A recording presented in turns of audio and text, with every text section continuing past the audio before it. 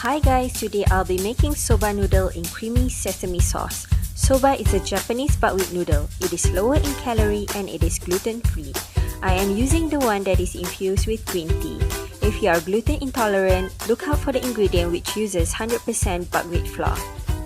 As for the protein, I'll be using 500 grams of chicken breast. You can also use beef or prawn.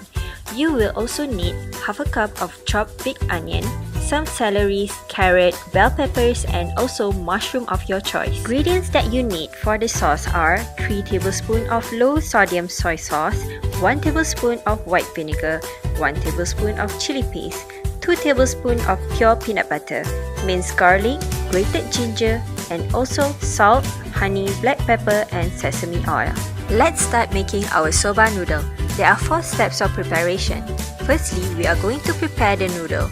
Cook the noodle according to the instruction on the package. I boiled it just like a pasta and added in some salt. Just gonna stir it up here until it is half cooked.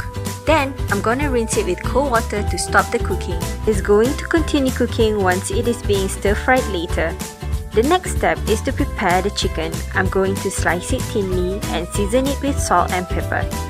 Stir it up to ensure that everything is properly seasoned before throwing it into the pan. The third step is to prepare the sauce. In a small bowl, mix in the peanut butter, grated ginger, minced garlic, chili paste, soy sauce, white vinegar, and about a tablespoon of honey.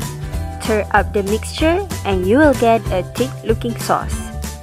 Add in half a cup of water to make it thinner and your creamy sauce is ready. Finally, we are going to move on to the pan. Heat the pan with sesame oil at medium to high temperature and cook the chicken until it's no longer pink. Add in the sauce and let it simmer together with the chicken. Now, you can add in all the veggies and stir it up to cook. Sprinkle some salt to taste.